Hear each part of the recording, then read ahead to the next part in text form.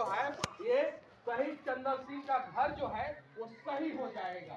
यहाँ पे बहुत सारे विधायक है कि नहीं है, सांसद हैं, बाहुबली लोग हैं, है कि नहीं है।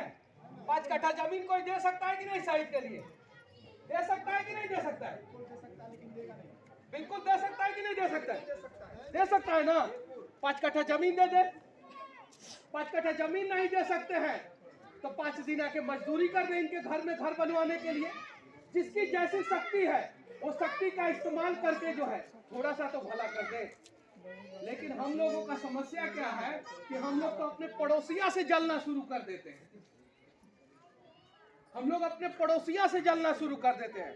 और जिस दिन हम बिहार के लोग जो है एक दूसरे का टांग खींचने के जगह पे हाथ खींचना शुरू कर दिए, मैं दावे के साथ कहता हूं कि बिहार का कोई भी बाप जो है वो आंखों से आंसू नहीं निकालेगा, बिहार की कोई भी माँ जो है वो अपने आंखों से आंसू नहीं निकालेगी, और उनका आंखों का आंसू पोंछने के लिए कोई नहीं तो कोई बिहारी लाल खड़ा रहेगा।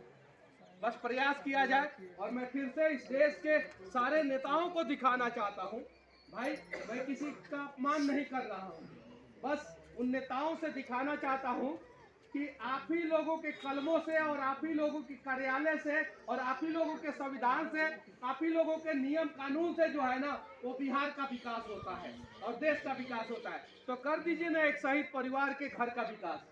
18 महीना पहले शादी हुआ था, दे दीजिए नौकरी उनकी पत्नी को, विधवा की पत्नी को दे दीजिए, शहीद विधवा की पत्नी को नौकरी दे दीजिए। और जो सरकार अपने यहाँ के शहीद के परिवार को संभाल के नहीं रख सकता, समझिए वो सरकार किसी लायक नहीं है। तो मैं उम्मीद करता हूँ कि बिहार सरकार एक नियम लगाएगा कि बिहार से अगर कोई भी शहीद होगा उसके परिवार के एक सदस्य को सरकारी नौकरी किसी भी हाल में देगा। और जो दूसरा राज्य जो है 51 लाख से 1 करोड़ रुपया तक का आर्थिक सहायता देता है वो आर्थिक सहायता देगा। बाकी अगर मेरी बातें किसी नेता या नेता के पुत्र या नेताओं के चमचों को बुरा लग जाए तो मुझे कोई फर्क नहीं पड़ता, फिर से जेल में डाल देना, मुझे कोई फर्क नहीं पड़ता।